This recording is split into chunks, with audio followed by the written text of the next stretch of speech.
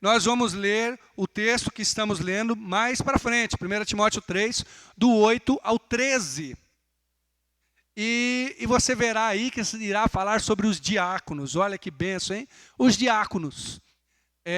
Como eu falei para os irmãos, em outros momentos aqui, e até mesmo quando estava pregando em 1 Pedro, que a nomenclatura dos líderes na igreja é um pouco variada.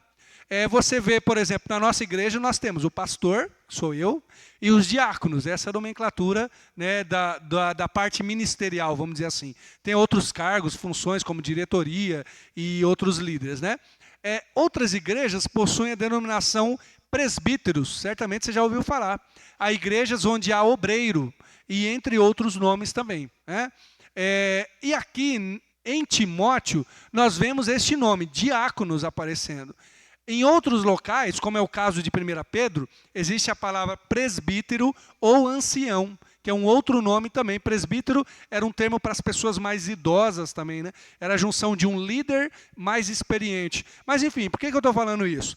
Porque as igrejas vão dando nomenclaturas que às vezes estão em parte da Bíblia e às vezes não estão em outra parte. Por exemplo, nós temos, como eu falei, nossa igreja, os irmãos são diáconos, mas nós não temos presbíteros. E eu não vejo problema nenhum com essa nomenclatura. Por quê? Está faltando alguma coisa? Não. Esses aqui, quando aparece diáconos aqui, quando aparece presbíteros em outro local, se aparecer obreiro, em Timóteo aparece o obreiro, tem que ser aprovado. Eu não acredito que o texto bíblico aqui está dando um parâmetro que a gente não possa ter outro nome. Não, mas ele está falando sobre determinados líderes na igreja. Então, hoje nós vamos falar sobre diáconos, mas eu acredito que esta palavra serve para todos os membros da igreja. Mas a ideia aqui são os líderes que estão na igreja, aqueles que estão à frente, trabalhando. Então, ou você é um deles, ou você já é um líder. E a palavra diácono, olha que interessante, é servo. Bacana, né? Ou aquele que serve. Diaconia é serviço. Então, todo mundo que serve na igreja está trabalhando em alguma coisa que nós poderíamos chamar de diaconia. Entendeu? Caso você não sirva, não seja um líder ainda, né? Você é convidado a se enxergar deste modo. E assim enxergar para ser um líder. Como assim? Eu tenho que ter um cargo na igreja? Não necessariamente. Talvez você possa, sim. Mas a ideia é que você é um servo de Deus. Você é um líder onde você está. Interessante que a Bíblia não nos dá a possibilidade da gente não ser líder. Eu sei que a palavra líder é meio atual, né? Então estou usando esse termo para que a gente possa entender. Mas a Bíblia não nos dá a oportunidade de não ser, eu vou usar um termo bíblico mais abrangente, não ser ministro. Todos nós somos ministros de Cristo. 1 Coríntios 4 fala assim, que os homens nos reconheçam como ministros de Cristo e despenseiros dos mistérios de Deus. Então você é um ministro. Você é um líder, tá? Tá, mas eu não tenho cargo, não tenho função. Tem gente até que fala assim, não sei fazer nada, duvido, né? Mas, não sei fazer nada. Ué, mas você é um ministro, você é um líder aonde você está. Porque, por exemplo, só você é crente da sua casa, então você é um ministro de Deus lá na sua casa. Mesmo que a casa inteira seja crente, né? Não tem problema. Mas você é um ministro de Deus. Só você é crente no trabalho? Ou você trabalha, você está em algum ambiente, você é um ministro de Deus, você é um líder, ou seja, uma luz lá onde você está. Entendeu? Essa é a ideia. Agora, é claro que eu acho que essa palavra, creio que essa palavra serve para todos nós, mas tem um porém também. Assim como quando eu falei do bispo, que é o pastor, né, o líder maior ali da igreja, eu acredito que o que Paulo está falando a Timóteo serve para todo mundo, mas é um padrão. É um padrão. A ideia é o seguinte, olha, pode ser que tenha membros, pode ser que tenha visitantes que não tenham esse padrão, mas todos os líderes devem ter esse padrão, entendeu? É igual a do pastor. Você pode ler do 1 ao 7, que eu falei há 2 domingos atrás, né, que semana passada foi ceia, mas o pastor também aplica para todo mundo. Mas a ideia é um padrão. Olha, pode ser que tenha gente que não tenha isso, mas todo pastor tem que ter esse padrão, entendeu? Então, se você é líder, e você é sim, mas se você ministra na igreja, esse é um padrão para você. Se você deseja ministrar, é assim que você tem que ser. Mais uma vez, eu faço um detalhe aqui interessantíssimo, tá? Se a gente fosse falar sobre líderes na igreja, dificilmente a gente ia dar esse padrão aqui. Talvez uma coisa ou outra a gente combinaria, mas dificilmente. Quando a gente fala de líder, e igual eu falei do pastor, mas quando a gente fala de líder, a gente pensa assim, não, líder tem que ser alguém que fala bem. Líder tem que ser alguém bem organizado. Líder, aí você coloca aí qualquer que seja a característica, né? O líder, o diácono, enfim. Mas olha só o padrão de Deus. O padrão de Deus parece muito mais estar ligado ao caráter do que à capacidade. É claro que o líder tem que ter uma determinada capacidade, mas a capacidade a pessoa vai ganhando na caminhada, enquanto que o caráter já tem que estar formado quando começa a liderar e a ministrar. Interessante, né? Esse é o padrão de Deus. Agora, você ficou curioso? Vamos ler ali comigo? 1 Timóteo 3, do 8 ao 13, está aí na tela também. Da mesma sorte, os diáconos sejam honestos, não de língua dobre, não dados a muito vinho, não cobiçosos de torpe ganância, guardando o mistério da fé em uma pura consciência. Também esses sejam primeiros provados, depois sirvam se forem irrepreensíveis. Da mesma sorte, as mulheres sejam honestas, não maldizentes, sóbrias e fiéis em tudo. Os diáconos sejam maridos de uma mulher e governem bem seus filhos e suas próprias casas, porque os que servirem bem como diáconos adquirirão para si uma boa posição e muita confiança na fé que há em Cristo Jesus. Amém? Se você parar um pouquinho depois para reler os versos de 1 a 7, como eu falei, nós tivemos uma pausa aí semana passada, né? Mas talvez não esteja, não, esse foi da semana passada. Talvez não esteja aí na sua mente, mas várias das características do líder, do pastor, estão aqui nos diáconos também. É interessante porque não foge muito à regra, não foge muito à ideia daquilo que nós devemos viver e de como nós devemos fazer. Mas a verdade é que este padrão é um padrão de Deus para nós. Tem um pastor chamado Mark Dever, ele escreveu um estudo, depois virou vários livros, chamado Marcas de uma Igreja Saudável. Na verdade, ele encontra 9 marcas de uma igreja saudável. E uma das marcas é que os líderes da igreja têm que ser formatados conforme a Bíblia. Aí você pensa assim, quando a gente ouve uma frase dessa, a gente fala assim, é óbvio que tem que ser conforme a Bíblia. Mas você percebe que muitas vezes nós temos padrões que não são bíblicos, que não estão errados necessariamente, mas o padrão bíblico vai mais para o caráter e para a vida espiritual do que para o desenvolvimento, do que fala bem, do que faz bem as coisas. Percebe?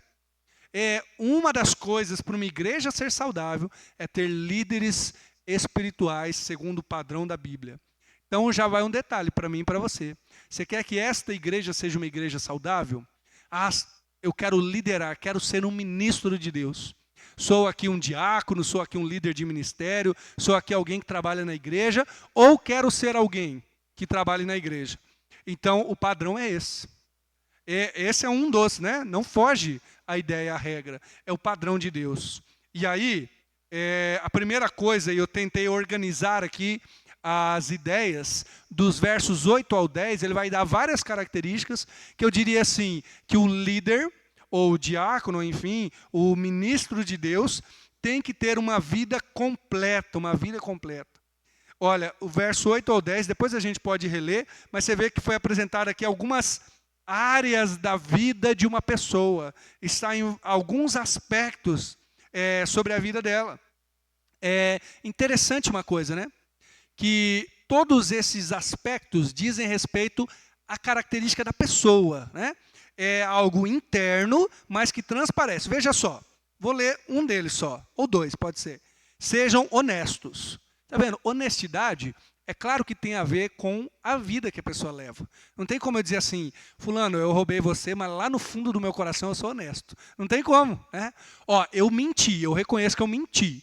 Mas a honestidade, eu sou uma pessoa muito honesta. Não tem como. Então, honestidade é algo externo. Mas não tem como eu ser honesto se eu não for honesto primeiro no meu coração, na minha vida com Deus. Percebe? Língua dobre, né? É a pessoa que fica falando uma coisa, falando outra. O leva e traz, o que faz intriga. Não tem como eu dizer para você assim, olha, eu fiz intriga mesmo, eu faço confusão. Mas o meu coração é puro. Não. É algo interno que reflete no exterior. Que coisa interessante, né? E você percebe, irmão, que qualquer profissão você não precisaria disso. Qualquer profissão, qualquer uma. Você pode ser aí um engenheiro, um médico, uma pessoa de qualquer profissão. Pode pensar no que você quiser. Que a pessoa ela precisa ser bom naquilo que ela faz. Olha, o médico, vamos pensar no médico, né? Ele fazendo a cirurgia direito, dando o remédio direito, já está bom demais, na verdade. Você vai lá, a pessoa te consulta, faz o exame, dá o remédio, faz a cirurgia. Rapaz, se você encontra ele na rua aí uma hora embriagado ou fazendo qualquer coisa, você fala assim, tá bom, pelo menos lá no consultório ele foi bem para mim. Porque a profissão dele só exige isso, né? Eu estou falando de alguém que normalmente é reconhecido na sociedade, né? Você pode pensar em qualquer outra coisa. Agora, para ser um ministro de Cristo não tem como. Seja pastor, diácono, obreiro, líder, você precisa ser completo, completo. Então não tem como dizer assim, olha, eu trabalho muito bem na igreja, hein? Eu faço tudo muito direito, mas a minha vida já não é muito honesta, né? Eu sou meio de língua dobre, ou pode colocar qualquer outra característica aqui. Não tem como. Ou você é uma pessoa integral, como é o tema da nossa série em Timóteo, ou você é um discípulo integral, ou você não é discípulo. Isso é incrível e talvez seja terrível, essa é a ideia. A verdade é que Deus deseja trabalhar na sua vida por completo e é por isso que é difícil ser um líder. Vamos falar a verdade, se você for pensar em termos de trabalho, às vezes liderar na igreja é estressante sim, mas o trabalho não é tão difícil como outras profissões, né? Eu estou dizendo assim, olha, precisamos organizar uma coisa, precisamos fazer outra coisa, tem a sua dificuldade, mas pense na pessoa que está lá trabalhando, lidando com um monte de tabela, sei lá, com um monte de cálculo, com um monte de problemas para lidar. Temos aqui os irmãos, eu gosto de conversar, fazer visita e converso com alguns irmãos, né? Tem irmão aqui que sabe de plantio, de colheita e de mecânica, né? Que eu não entendo nada. Tem gente que sabe do preço de determinadas coisas. Tem muita coisa tão difícil. Trabalhar na igreja, nesse sentido, tem a sua dificuldade, mas não é impossível. Agora, a dificuldade maior para ser um ministro tem a ver com a vida e não com a habilidade. Você precisa ter habilidade? Claro que precisa. Não tem como eu dizer assim, vou tocar o violão hoje aqui, mas, gente, eu esqueci todos os acordes, tá? Não, alguma habilidade eu tenho que ter, mas a vida é muito mais importante. Então, a vida tem que ser completa. E essa lista aqui do 8 ao 10 fala de comportamento, é uma das coisas. Ele tem que ser honesto, ele tem que ser não de língua dobre, né? Em outra tradução diz de uma só palavra, falou, está falado, não dado ao vinho, não cobiçoso de torpe ganância. 1 Timóteo 6, você pode virar um pouquinho a sua Bíblia e ir comigo ali. Paulo vai dizer que, em Timóteo 6, que tem gente que quer ficar rico por causa do Evangelho. Mas não se preocupa não, é só naquela época de Timóteo, tá? Agora, hoje em dia, não existe mais isso. Brincadeira, né? O verso 9 de 1 Timóteo 6. Os que querem ser ricos caem em tentação, em laço e em muitas concupiscências loucas e nocivas que submergem os homens na perdição e ruína. Porque o amor do dinheiro é a raiz de toda espécie de males. E nessa cobiça, alguns se desviaram da fé e se traspassaram a si mesmos com muitas dores. Aqui, Paulo vai dizer, aqui no capítulo 3, que um líder, um ministro, não pode ser cobiçoso de torpe ganância, ou seja, ganancioso, seja dentro ou fora da igreja. O que isso quer dizer? Que você não pode ser trabalhador? Pode e deve. Que você não pode ganhar dinheiro? Olha, eu fiz um curso muito bom, eu tenho um trabalho muito bom e eu estou ganhando mais dinheiro que a média. Amém, Deus te abençoe. Há espaço para os ricos no reino de Deus. Até em Timóteo 6 aqui, fala de algumas coisas que os ricos têm que se atentar. Tem que ser generosos, tem que ajudar os outros. Tudo bem, há espaço para isso. Mas você não pode ser cobiçoso de torpe ganância ou de sorte da ganância. Achar que isso é o diferencial e que isso é o que mais importa. Você percebe aí? Há uma lista nesse verso 8 de língua bebida e dinheiro. Língua, bebida e dinheiro, né? Então, você cuida da sua língua, porque você não pode ser de língua dobre, tem que ser honesto. Você cuida do vício ou daquilo que são as compulsões. Neste caso aqui, não dado ao vinho, mas existem tantas compulsões que nós podemos cair. Eu poderia colocar outros exemplos aqui. Naquela época ainda não tinha sido inventado o jogo do tigrinho, o cassino, esses jogos todos aí. Mas essa é uma compulsão. Às vezes a pessoa não é dada ao vinho, à bebida alcoólica, mas ela tem outras compulsões, outros vícios e problemas. A ideia é isso, é um controle da sua vida pessoal e do dinheiro. Isso é o que torna alguém respeitável. É isso, ó, seja irrepreensível. Né? O que eu tenho que ser para ser um ministro? Comece daí. Comece orando para que Deus cuide da sua língua. Senhor, converte a minha língua, não deixa eu falar mal dos outros. Tem tanta gente que destrói o seu ministério. Pastor também, mas líder, enfim, obreiro, seja o que for, por causa da língua. Porque não controlou o que disse. Ou ficou irado, ou fez fofoca, ou fez muita coisa, falou muita coisa que não deveria. Né? Compulsões, dado ao vinho, mas eu poderia colocar outras coisas, como a compulsão que eu falei do jogo, compulsão sexual, seja qual que for, e lidar com dinheiro, né?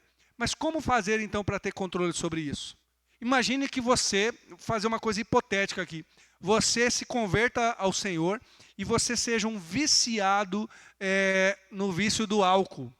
Poderia falar outro vício das drogas, do jogo, mas vamos pensar aqui, porque já que está falando não dado ao vinho, o que vai fazer? A igreja, irmãos, às vezes fica pensando assim, faz muito pensamento positivo que passa, né? Não. A gente tem que lutar contra essas coisas. Quem sabe eu sou um fofoqueiro, eu sou uma pessoa de língua dobre, um mentiroso. Como que eu tenho que lidar com isso? E aí eu creio que a Bíblia tem alguns passos para nós. Se você quer ser um ministro do Senhor, aprovado por Ele, primeiro, confessa o seu pecado. A 1 João 1,9 diz que se nós confessarmos os nossos pecados, Ele é fiel e justo para perdoar pecados e purificar de toda iniquidade ou injustiça, como está nessa tradução. Sabe, alguém vai dizer assim, mas confessar é uma coisa tão boba. É só falar, então só... Gente, a palavra confessar ali, no original, ela pode ser traduzida também por admitir. E uma das coisas mais difíceis que nós temos é admitir que erramos, não é verdade? Quem já brigou com a mulher aí sabe como que é. Ou com o marido, ou com o irmão, né? Eu admiti que eu estou errado? Não, você está louco. Admitir é o primeiro passo para curar, para ser livre. Aí você vê a pessoa, gente, isso acontece muito. Você vê a pessoa, parece que ela está presa num looping, num círculo. Quando vê, está caindo ali de novo. Quando vê, está ali. Aí você vai conversar com ela, o que ela diz assim? Eu não estou errado, eu nunca estou errado. Não, fica falando, a culpa sempre é dos outros. E o que vai acontecer? A pessoa vai ficar presa nisso. Se eu admitir, Senhor, esse é o meu pecado. Nesse exemplo que eu dei, Senhor, eu sou um viciado no vício do álcool. Está o começo da cura aí. Senhor, eu sou viciado em drogas, sou viciado em pornografia, sou viciado em falar mal dos outros, sou viciado em jogo. Aí sim a cura começa a acontecer. Você quer ser um ministro, diácono, líder, enfim, um ministro na casa de Deus? Confessa o teu pecado, admite diante de Deus. E muitos dos que estão aqui já foram curados, porque confessaram. Que coisa maravilhosa. Esse é o primeiro passo, mas eu também preciso fazer, sabe o quê? Caminhar na companhia de alguém. Tem um texto em Tiago 5,17, se não me engano, coloca para nós aí, é o 16 ou 17, que fala sobre confessar as culpas uns aos outros. Uns aos outros, Tiago 5, tá? Por quê? Aí ele vai dizer, é o 16, obrigado, para que sejam curados ou para que sareis. Vamos fazer uma comparação entre 1 João, que eu citei agora há pouco, e Tiago. 1 João fala assim, se confessarmos os nossos pecados a quem? A Deus. Ele é fiel e justo para nos perdoar e purificar. Quando você confessa a Deus, o que está acontecendo? Você está sendo perdoado por Deus, purificado por Deus. O irmão não tem capacidade de te perdoar. Você não confessa para o pastor ou para o irmão para ser perdoado. A não ser que você fez algo contra mim. E esse perdão é relacional. Tudo bem. Mas pensemos que não é um pecado contra mim. Vou continuar com aquele exemplo do álcool. Por que você precisaria confessar para mim ou para um irmão? Ó, estou sendo muito tentado, eu caí essa semana de novo. Olha o que Tiago está dizendo. Você confessa a culpa uns aos outros para quê? Para que sareis. O caminho para ser curado e para você ser alguém aprovado por Deus, como está em 1 Timóteo, é você confessar a Deus e você ter alguém, eu não gosto muito desse termo, mas é o que é usado normalmente, ter alguém para prestação de contas. Sabe o que é prestação de contas? Você começa a caminhar com alguém e você sabe que toda semana você vai conversar com aquela pessoa, ou a cada 15 dias, aí te dá a tentação. Neste exemplo, você está passando na frente de um bar, aí está os amigos lá bebendo, ô fulano, chega aqui rapaz, vou pagar para você aí um drink. Aí você fala assim, rapaz, que vontade, Senhor, mas amanhã eu vou confessar, eu vou conversar com o pastor, vou conversar com o irmão que eu converso toda semana, e ele vai me perguntar. Isso já vai te ajudar a ficar firme, seja qual for o pecado que for. E quando você confessa, isso vai sendo sarado e curado no seu coração. Muitas vezes Satanás fica acusando a gente por pecados que nós até já pedimos perdão a Deus, já pedimos. Mas nós não confessamos para ninguém. Ah, mas eu ainda estou em pecado? Não, mas a culpa está lá residindo na nossa mente. Confesse para alguém. Escolha alguém experiente, alguém fiel a Deus, alguém que não vai pegar e abrir e expor para os outros. E confesse para que você seja sarado e curado. E alguns, eu quero reler de novo o verso 8 de 1 Timóteo 3, alguns que não são honestos, que são de língua dobre, que são dados ao vinho, ou são cobiçosos de torpe ganância, alguns precisarão até de ajuda profissional. Se você, eu diria assim, faça de tudo para que você seja um ministro de Cristo. Ah, mas olha, quando eu era criança, eu tive até abuso, eu tive dificuldade, eu tenho muitos problemas. Então, corre atrás do que você puder. Eu não estou dizendo necessariamente que a culpa é só sua, e a ideia não é impor culpa na gente. Mas se for necessário fazer um acompanhamento profissional de um médico, de um psicólogo, de alguém que vai te ajudar a lidar nessa área emocional, faça isso, para que você seja um ministro aprovado. Por quê, irmãos? Porque eu conheço gente também que pecou e quando foi repreendido disse assim, não, mas é porque eu tive uma infância muito dura, porque eu tenho problemas emocionais. E nada disso pode ser mentira, pode ser que seja verdade, mas não use isso como uma bengala, como uma desculpa, para que você não seja um ministro, um diácono, um líder aprovado por Deus na casa do Senhor. Então, qual é a ideia aqui de confessar a Deus, confessar uns aos outros, e eu adicionei, tá? Isso não é da Bíblia, então você pode não cumprir, mas eu acho que seria muito bom. Buscar ajuda profissional, para que você possa ter capacidade diante de Deus de não cair nesse problema. De você não cair nesse verso 8 aqui, seja quais forem as características, para que você sirva a Deus com alegria, com graça e com amor. E aí, o detalhe do comportamento está no verso 9. Guardando o mistério da fé em uma pura consciência. Eu falei disso lá quando eu falei do 1,19 também, que já apareceu isso, do Himeneu e Alexandre, que não guardaram nem a fé nem a pura consciência. Aqui é a junção da vida espiritual com a vida moral. Cuida, viu? Cuida da sua língua, cuida dos seus impulsos e vícios, cuida do jeito que você lida com dinheiro. Por quê? Para que você tenha uma vida espiritual, mistério da fé, você tenha uma vida moral, consciência limpa diante de Deus, para que você seja um ministro aprovado. Mas tem uma outra coisa, nessa vida completa do líder, do ministro, do diácono, que também é importante. O verso 10. Também sejam primeiros provados, depois sirvam se forem irrepreensíveis. Sabe o que é? A primeira coisa é o comportamento. A segunda é o tempo. O tempo.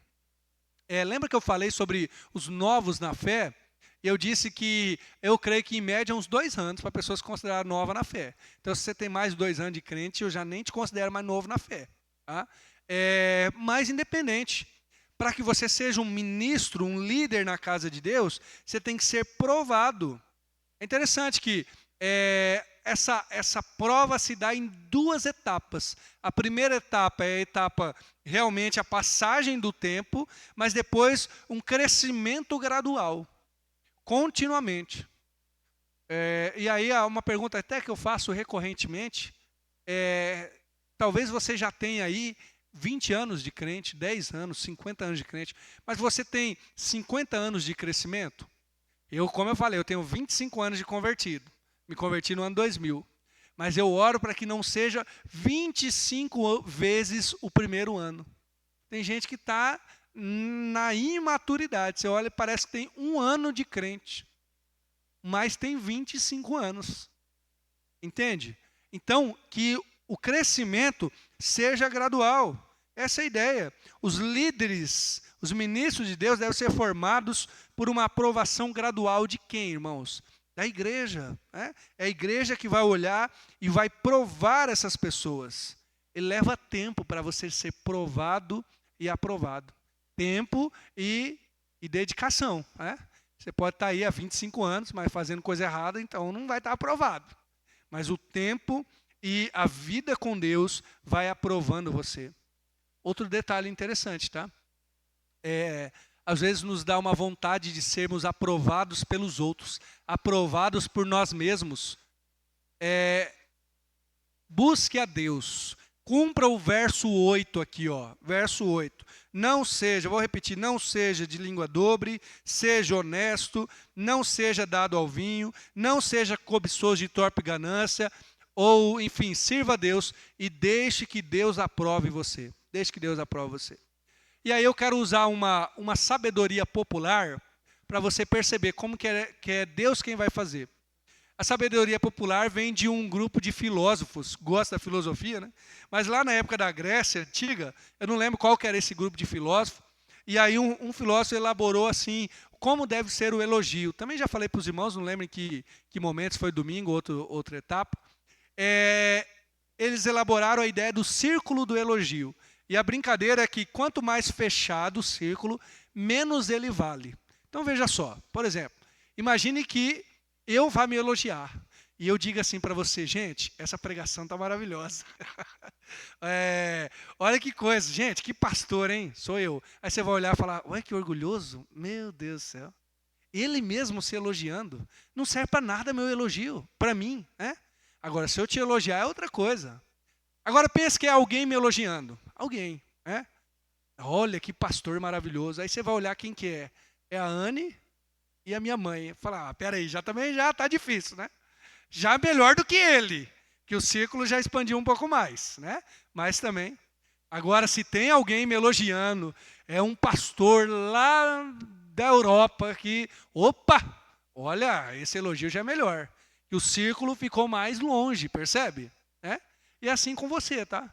Não se elogie, ou não precisa se elogiar. Quanto mais você se elogia, mais fraco fica para você o seu elogio.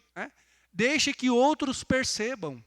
E eu vejo que às vezes o ministro, inclusive o que está começando, tem uma certa agonia, um desejo de ser aprovado. E aí, eu quero que os outros me aprovem, amém. Que vai ser assim, eu creio. Mas espere. Imprima aí ou viva, espere para que esse círculo seja mais abrangente. Que outras pessoas possam ir e vejam, olha, realmente você está buscando a Deus, hein? Parabéns, Deus está aprovando. Estamos vendo aí que você está mudando de vida, estão vendo que você está orando mais. E aí sim será melhor. Deixe que outros te elogiem, porque o meu elogio para mim não serve. Então, se eu cair nessa agonia de querer eu me aprovar, eu não serei aprovado, serei até reprovado. Então, deixe que o tempo e as pessoas vão percebendo, mas em especial, Deus aprova e Deus percebe aquele que está desejoso de trabalhar na obra do Senhor. Eu me lembro quando eu era adolescente e eu queria muito participar de muitas coisas na igreja, né?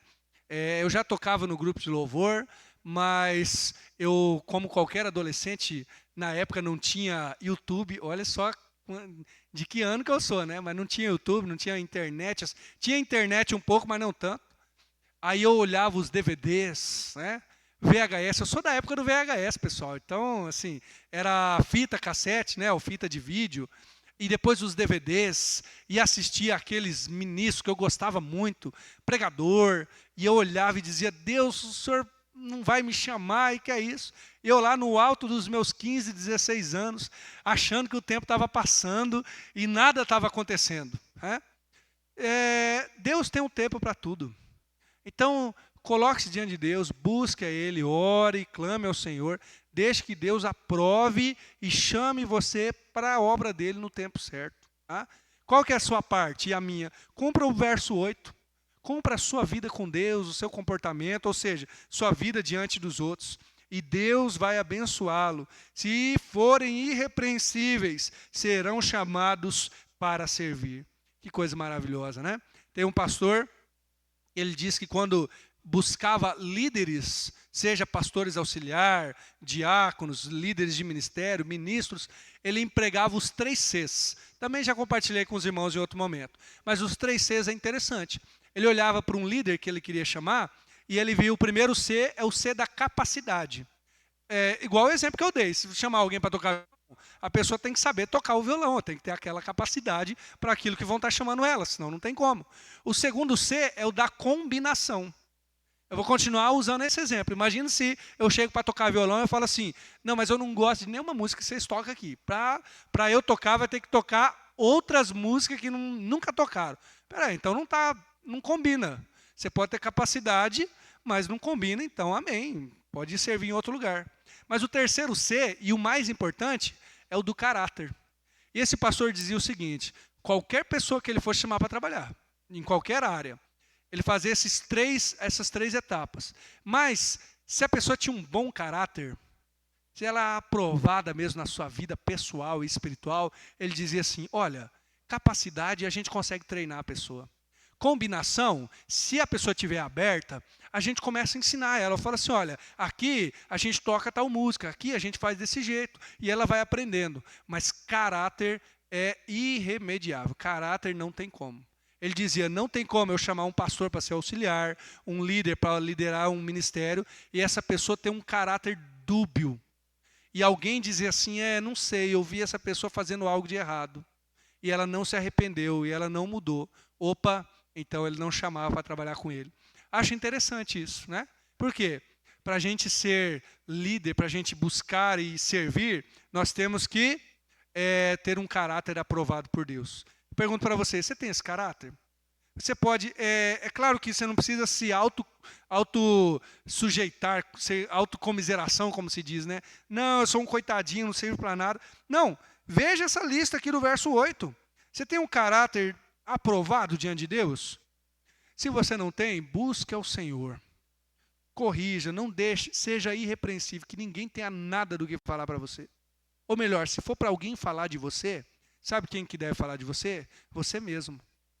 Ah, como que eu faço para o pessoal parar de falar mal de mim? Fala você.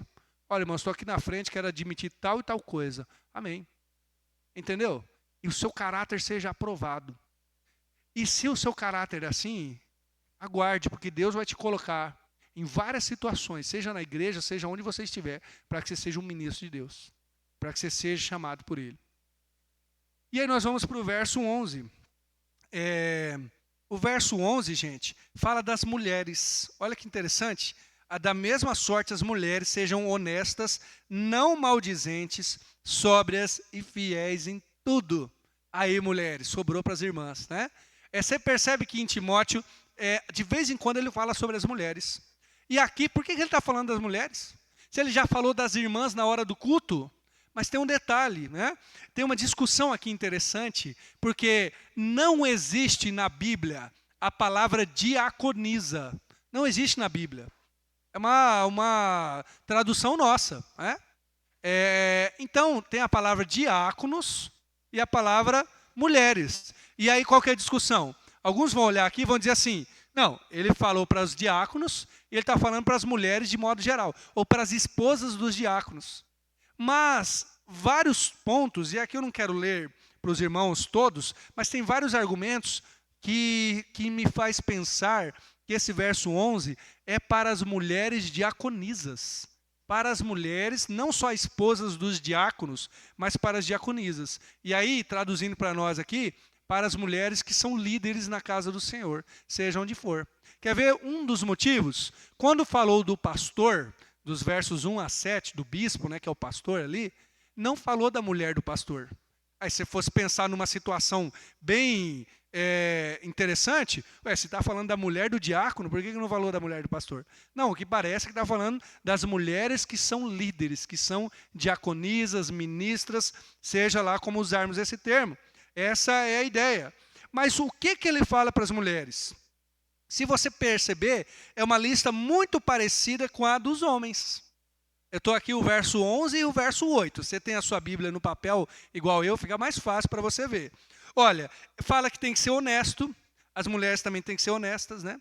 Não de língua dobre, os homens, as mulheres não maldizentes, não dado ao vinho e sóbrias, as mulheres, né? Os homens não dado ao vinho, as mulheres sóbrias, e os homens não cobiçosos de torpe ganância, e as mulheres fiéis em tudo. Percebe?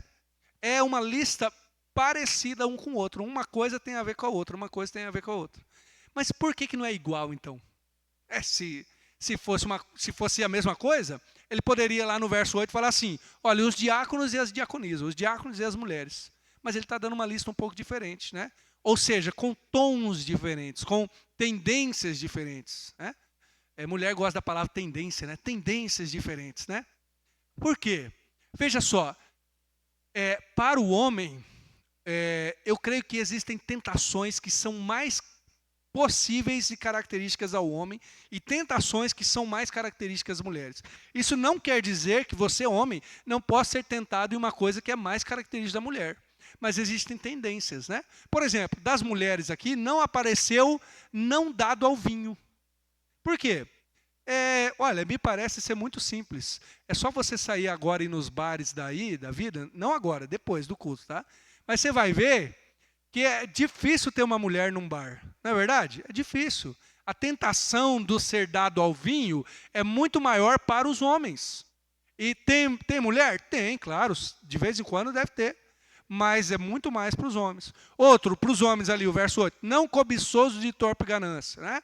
Quando você vê os grandes empresários, políticos, que são corruptos, que roubaram muito, a maioria é homem. Parece que o homem tem esse desejo de brigar, de lutar, de conseguir. Tem mulher corrupta? Claro que tem, né? Cobiçosa, de torpe ganância? Tem. Mas a tendência maior é que o homem seja assim.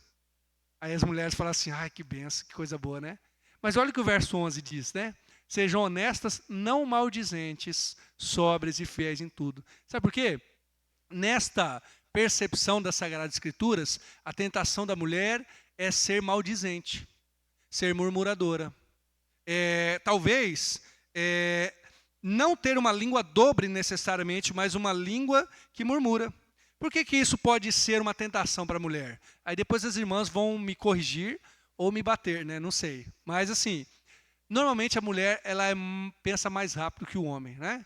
O homem está lá processando, pensando, a mulher já foi, já voltou, já tem a solução ou não. E isso pode ser uma tentação para que a mulher murmure. As mulheres têm a tendência a agir mais rapidamente. E talvez vá olhar e o homem não fez, ou não aconteceu ainda. Então pode ser que haja uma tentação maior para a murmuração ou para qualquer coisa desse tipo. A palavra ali diz também seja sóbria ou temperante. O que é isso? Ser equilibrada, ter domínio próprio. O homem também tem esse desafio em outro ambiente, que é o ambiente muitas vezes dos vícios mesmo, né? Ou da ganância. E a mulher talvez tenha essa necessidade, essa tentação na questão do domínio próprio, né? Ser temperante envolve talvez comportamento, até vida com Deus, enfim. E aí você vai dizer, mas isso não serve para os homens? Claro que serve. Mas parece que Paulo está fazendo uma aplicação especial aqui à mulher nesse sentido. E fiéis em tudo. É claro que os homens também têm que ser fiéis. Mas por que Paulo está falando isso para as mulheres? Eu tenho um palpite. Aqui você pode mesmo discordar de mim, mas o palpite é o contexto aqui. As mulheres daquela igreja de Timóteo, você já sabe, que é a igreja de Éfeso, e elas estão se convertendo do culto à deusa Diana. E a deusa Diana é uma deusa, como eu já falei, de culto de cunho sexual. É interessante, né? Como que nós viemos de um ambiente, isso está mudando rapidamente, mas alguns anos atrás as mulheres eram bem mais polidas, bem mais, né, modestas do que os homens, mas isso não é algo que sempre foi assim. Então, na época, especialmente em Éfeso, muitas mulheres trabalhavam ou cultuavam, ou enfim, serviam ou eram influenciadas pelo que hoje talvez você poderia pensar num carnaval da vida ou algo parecido, né? E talvez por isso Paulo está dizendo às mulheres quando se converteram, olha, sejam fiéis em tudo. Ou seja, agora a sua vida mudou.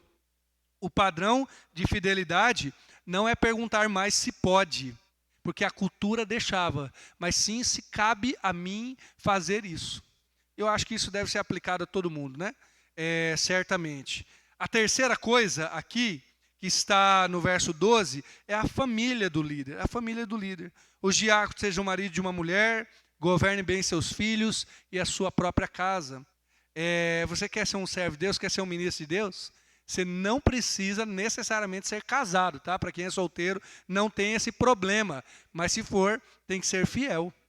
Marido de uma só mulher, ou poderia colocar aqui esposa de um só marido, que governe bem os seus filhos, ou seja, ser um bom pai, e que governe bem a sua própria casa, um bom administrador. Sabe o que é isso? Se alguém quer servir na casa de Deus, deve começar a servir na sua própria casa. Para eu ser consagrado ao ministério pastoral, e os pastores, quando vão ao concílio pastoral, isso sempre acontece, a esposa precisa mandar uma carta, dizendo se o marido, né, no meu caso, eu e a Ana estávamos noivos ainda, mas se o noivo, de fato, era alguém que testemunhava. Aí você pode dizer assim, claro que a esposa e o noiva pode mentir, pode, é verdade, mas é uma maneira de fazer com que isso aqui se cumpra. Olha, ele é casado. E se tem filhos que já são mais maiores, tipo filhos na adolescência, alguns pastores, né, vão ser consagrados e o filho já é adolescente ou jovem, o filho também precisa aprovar e demonstrar que o pai é assim em casa. Isso serve para consagrar pastor, mas isso deve servir para qualquer ministro, tá? Ser alguém que governa bem a sua própria casa. Lembra que eu falei sobre o texto anterior? Isso não quer dizer, creio eu, que quando os filhos crescerem, não possam ter outras escolhas. Pode ser. Mas mesmo assim, é necessário que aquele que deseja, aquele que serve na casa de Deus, seja irrepreensível para com seu filho. Pode ser que o filho, quando ficar adulto ou jovem, faça escolhas diferentes, mas pelo menos que ele possa dizer assim, o meu pai e a minha mãe são servos de Deus. Alguns, talvez, o filho não teve o exemplo do pai convertido, porque o pai e a mãe não eram convertidos ainda. Mas que ele possa olhar e dizer assim, não, quando eu era criança, meu pai e minha mãe não eram assim. Mas agora eles mudaram, alguma coisa aconteceu com eles. Entendeu? A ideia é que a sua casa dê testemunho de você. A sua casa diga, olha, ele era, sempre foi, ou talvez depois logo se converteu, se tornou alguém irrepreensível. Não pode ser alguém indisposto, desorganizado, né? Eu me lembro que pastor Rodrigo, lembra o pastor Rodrigo de Guaíra, Rodrigo Jubainski, pregou aqui no aniversário da igreja, ano passado pregou na conferência da família. Eu acho que foi aqui no aniversário da igreja, que ele estava lá em casa tomando café e contou o testemunho de um irmão. Chegou um irmão de uma outra igreja, uma igreja mais avivada, vamos dizer assim, e chegou para o pastor e falou assim, pastor, eu estou aqui por o que você quiser. De segunda a segunda eu estou aqui, pode me chamar a hora que quiser, não tem hora, pastor. Eu estou aqui. Aí, e eu até brinquei com ele, falei, olha, isso aí é uma coisa que todo pastor quer ouvir, né? O cara toda hora. Aí ele falou assim, rapaz, amém, obrigado, que Deus te abençoe, que bom você estar aqui, mas passe tempo com a sua família, você não precisa estar de segunda a segunda aqui na igreja. Você, claro que não precisa faltar no culto, né? Mas use o tempo para a sua família. Eu não vou te chamar, não, toda hora, pode ficar tranquilo. que essa mesma disposição de você vir aqui, você pega sua família, vai lá chupar um sorvete, vai lá fazer alguma coisa e tudo mais. Ele basicamente deu como chama, esse conselho aqui. Governa bem a sua própria casa, que os seus filhos não têm nada que dizer contra você. Aí, ele falou que esse irmão, uns meses depois, veio conversar com ele. Falou, pastor, eu achei que eu já sabia o que era tudo da vida com Deus, mas agora a coisa mudou. Eu estou passando mais tempo com a minha mulher, parece que o camarada tem filhas, passando mais tempo com as minhas filhas. Que coisa maravilhosa, né? Olha que bênção, irmãos. Né? Por quê? Porque o discípulo integral, o líder na casa do Senhor, ele é discípulo e líder também aonde? Na sua casa. Ele também é um ministro, aonde? No seu lar. Você tem pessoas para ministrar, viu? Bastante gente. Você tem marido, tem esposa, tem pai, tem mãe, tem filho, tem irmãos. Tem as pessoas que moram lá com você. Então, que dentro da sua casa você seja irrepreensível. Que Deus nos abençoe para que o primeiro ministério nosso seja a nossa casa. E que Deus nos abençoe, que nós não sejamos amaldiçoados com um ânimo dobre ou com uma língua dobre que abençoa na igreja, mas amaldiçoa dentro do lar. Que a sua vida seja uma vida aprovada por Deus e primeiramente pela sua família, para depois ser aprovada pelo pastor, pela igreja, pelos outros. E qual que é a recompensa disso tudo? Nós estamos indo para o final. A gente leu aqui, olha, o cara tem que ter toda essa vida, tem que cuidar da língua, tem que cuidar dos vícios, tem que cuidar do dinheiro. As mulheres têm lá suas aplicações. E o que eu ganho com isso? Bom, é claro que você vai ganhar uma vida com Deus, isso é importante. Não precisaríamos necessariamente dar muitos motivos, mas o apóstolo Paulo dá. É quase que dizendo a Timóteo, olha Timóteo, pode falar para esses diáconos, para esses ministros, para esses líderes, o que eles vão ganhar. E o verso 13 está aqui dizendo, os que servirem bem como diáconos adquirirão para si uma boa posição e muita confiança na fé que há em Cristo Jesus. Olha só, eu quero fazer uma limpeza na nossa mente daquilo que nós não vamos ganhar se nós servirmos a Jesus. Porque alguns vão servir a Jesus enganados, ou como a palavra diz, enganando-se a si mesmo. Porque às vezes foi prometido pelo pastor, pelo líder, mas às vezes a pessoa botou na cabeça. Então, no contexto de 1 Timóteo, veja só, quais recompensas erradas nós podemos caminhar para achar que vamos ganhar? Primeiro, muitos vão servir a Deus por causa do dinheiro. 1 Timóteo 3,3 fala que o líder não deve ser amigo do dinheiro, não deve ser avarento. Aqui o 3,8 fala também de torpe ganância. Mas em 1 Timóteo 6, que eu li antes para os irmãos, fala que tem algumas pessoas, no verso 5 e 6, diz que eles acham que a piedade é fonte de lucro. Ou seja, vou servir a Deus para ganhar dinheiro. Não. Aí o verso 6, grande fonte de lucro é a piedade com contentamento. Você vai ganhar ficando feliz e satisfeito de estar servindo a Deus. Então, dinheiro não é promessa, tá? Outra coisa, alguns querem a glória humana, mas o chamado traz sofrimento. 2 Timóteo 1,8 diz, não te envergonhes, portanto, do testemunho de nosso Senhor, nem de mim que sou preso. Pelo contrário, participa comigo dos meus sofrimentos. Paulo vai dizer isso em outros textos também, 2 Timóteo 2, 3 e 4, enfim. Várias coisas existem sofrimento. E tem alguns que querem se gloriar também. 2 Timóteo 4, 3 a 5, fala de alguns mestres que as pessoas eles colocavam comichão no ouvido das pessoas para que elas fossem agradadas, como se ele tivesse uma recompensa dos aplausos humanos. E os aplausos humanos não servem também. Você não vai ter aplauso da maioria das pessoas. Então não é isso. Paulo vai falar em outras cartas várias coisas que ele passava. Por exemplo, 1 Coríntios 4, verso 9 em diante, ele fala sobre os apóstolos. Ele fala assim, tenho para mim que os apóstolos, eles são condenados à morte, são colocados em último, espetáculo ao mundo, aos anjos e aos homens. E ele vai dizer, temos sido feitos como escória, como lixo. Então, aplauso humano nós não precisamos esperar, porque não é prometido isso, né? Mas é prometido o quê? Uma coroa incorruptível. Essa é uma promessa importante. Enfim, tem várias coisas, várias promessas que nós não devemos esperar. Hebreus 11, 24 a 26, fala que Moisés rejeitou as riquezas do Egito para sofrer com o povo de Deus. Poderia citar mais exemplos, mas eu gosto do Hebreus 13, 5, fala assim: seja a vossa vida sem avareza, contentai-vos com as coisas que tendes, porque ele tem dito, de maneira alguma te deixarei, nunca, jamais te abandonarei. Ele está dizendo que Deus aqui é a recompensa. Fique contente com o que você tem. O contentamento é uma das melhores coisas que podemos ter. Apocalipse 2:10, que nós lemos na quinta-feira, fala assim: ser fiel até a morte, dar-te-ei a coroa da vida. Você percebe? Há uma limpeza da palavra de Deus no nosso coração. Você não vai ficar mais rico servindo a Deus. Você pode ficar rico se tiver um bom emprego. E como eu falei, não tem nenhum problema quanto a isso. Mas você não vai ter riqueza, aplauso deste mundo. Inclusive vai ter vários sofrimentos que o seu amigo que está no bar agora não está tendo. Ele tem outros, né? Mas o sofrimento de uma vida com Deus ele não está tendo. Então o que eu ganho? Para eu servir a Deus, o que eu ganho?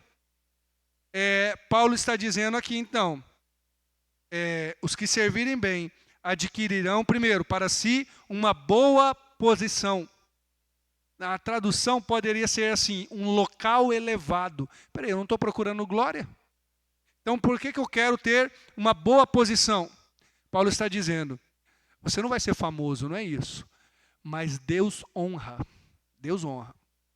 Você será respeitado. E lembra do elogio lá? Que eu não devo fazer a mim, e sim esperar dos outros? Então, Deus honra. Lembre-se disso. Se você for alguém aprovado por Deus, do comportamento, do tempo, da sua vida, Deus irá colocá-lo numa posição elevada. Tem pessoas aqui na nossa comunidade, na nossa igreja, que são honrados. São pessoas que estão há tanto tempo servindo ao Senhor, com uma vida ilibada. Aquilo que não se tem do que falar, e essa pessoa adquiriu ou está adquirindo uma boa posição, ou um local elevado, como uma outra tradução diria. E o que a gente faz? Deus nos dá essa honra de ter uma boa posição, e você pega essa honra e lança para Deus. Uma das coisas mais graciosas na igreja do Senhor é ser honrado por Deus. E é uma coisa tão estranha, né? Eu não procuro essa honra, eu procuro servir a Deus, mas Deus vai me aprovando diante dos olhos dos outros.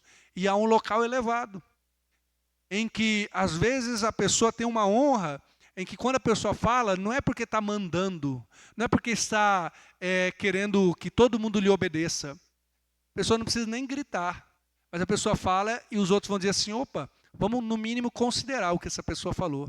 Por quê? Porque adquiriu para si uma posição elevada. Por isso que a liderança é tentadora para muitos. As pessoas querem pular a etapa do caráter e chegar nessa posição. Então elas olham para alguém e dizem assim, eu quero ter esse respeito aí. E qual cargo que ele tem? O que ele faz? Quero fazer igual. Mas não é isso. A honra vem de Deus. E Deus honra. Saiba disso. Deus não desonra aqueles que servem a Ele com o coração puro e com as mãos limpas. Então adquirirão o quê? Um local elevado, sim. E isso também é prometido para você na sua família, onde você estiver. Que você sirva a Deus com o seu caráter aprovado. E pode ser que demore, mas a sua família vai começar a dizer assim, não, fulano tem razão, fulano sempre foi honesto. Olha, não gosto de crente, mas a hora que eu passo mal, fulano ora por mim. Isso tudo é Deus colocando você em uma posição elevada. Ou seja, as pessoas olhando e vendo aquele lá serve a Deus de verdade. E, gente, as pessoas sabem, viu? O povo do mundo sabe. Quem que é crente de verdade, quem que não é. Mas Deus coloca em um local elevado, uma posição de honra, não para você se gloriar, mas porque você é um testemunho que vai apontar para Deus. E a segunda coisa, a segunda recompensa, muita confiança na fé que há em Cristo Jesus. O que eu ganho com isso? Eu traduzo assim, ganha um fogo que não se apaga. Em outra tradução diz, muita ousadia na fé que há em Cristo Jesus. Deus concede ousadia, Deus concede coragem ao que permanece. Deus te dá graça se você permanecer. Então fica firme com o Senhor, Deus vai dando força, vai dando ousadia. Aquele fogo que está mais ou menos se apagando, Deus vai levantar de novo. A minha parte não é ficar querendo que o fogo se acenda, é ficar firme em Deus. E Deus vai me dar ousadia. E eu posso terminar com um exemplo de um diácono, até porque a palavra aqui está falando dos diáconos. O primeiro mártir da fé cristã, depois de Jesus, é claro, o primeiro seguidor de Jesus que morreu por amor ao evangelho, sabe quem foi? Estevão, um diácono. Um diácono. Estevão foi pregando o evangelho, falando de Jesus. Então, os líderes judeus pegaram ele. E quando ele começou a falar, irmãos, aqueles homens ficaram transtornados, porque a face de Estevão brilhava. E eles não tinham o que responder a Estevão. Mas, ao invés de se converter, eles ficaram mais irados. Pegaram Estevão e o apedrejaram. Estevão orou por eles enquanto estava morrendo. A gente não ora nem por quem fala mal de nós.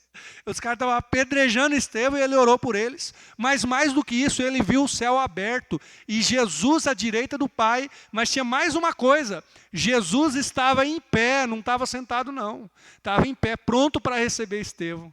O primeiro que ia chegar depois dele.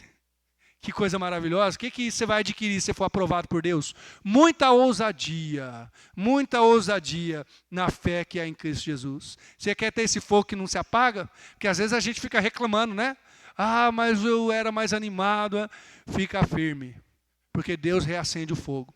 Fica firme, porque Deus dá ousadia. Permaneça fiel na sua vida com Deus e o fogo Deus traz de novo. Amém? Vamos orar? Que eu e você sejamos ministros, líderes aprovados por Deus. Senhor Jesus, obrigado por esta palavra, Senhor. Obrigado porque a palavra do Senhor é viva e eficaz. E é mais penetrante do que espada alguma de dois gumes. Penetra, assim, até a divisão das juntas e medulas. Ah, Senhor, esta palavra para nós é uma palavra que quebranta, Senhor, o nosso orgulho. Nós não somos chamados a fazermos o nosso nome. Não somos chamados a engrandecer o nosso ministério. Seja de liderança, de diaconia, pastoral, seja do que for. Mas nós somos chamados a sermos fiéis, a sermos honestos, a ter um caráter aprovado, a lidar bem com a nossa língua, com os nossos vícios e compulsões, com o dinheiro, Senhor, com os relacionamentos. Nos ajuda a sermos fiéis, Pai, porque nós queremos essa recompensa. Nós queremos ser honrados, não por o nosso nome ser engrandecido, mas porque fomos aprovados pelo Senhor diante dos homens. Queremos também ter esse fogo que não se apaga, ter muita ousadia na fé em Cristo Jesus. Senhor, nos ajude, Deus, a permanecermos fiéis a Ti, com ânimo, com alegria, com graça do Senhor. Esse é o meu pedido, Pai. E obrigado, porque eu e meus irmãos nessa noite podemos compartilhar dessa palavra e nos faz líderes aprovados pelo Senhor. Seja aqueles que têm cargo aqui na igreja. Eu oro, claro, pelos meus irmãos aqui que são diáconos. Que o Senhor abençoe cada diácono dessa igreja, que seja aprovado por Deus, aprovado pela família, aprovado pela igreja, em várias frentes. Mas também peço por cada líder da igreja, seja da parte ministerial, administrativa. Ah, Senhor, nós precisamos ser assim. Também oro, Deus, por todos nós, onde estivermos, na casa, no trabalho, com os amigos, nos ajuda a sermos aprovados pelo Senhor. Sabemos que com isso iremos adquirir certamente um local elevado, um respeito pela sociedade. Não por causa do nosso nome, mas por causa do nome do Senhor que levamos. E muita ousadia. Mesmo apedrejado como Estevão, vendo o Senhor em pé esperando para recebê-lo. Independente, Deus, ousadia para permanecer firme no Senhor. Eu oro por isso, Deus, e que o nosso coração esteja sempre em Ti, Deus. Eu oro em nome de Jesus. Amém. Amém.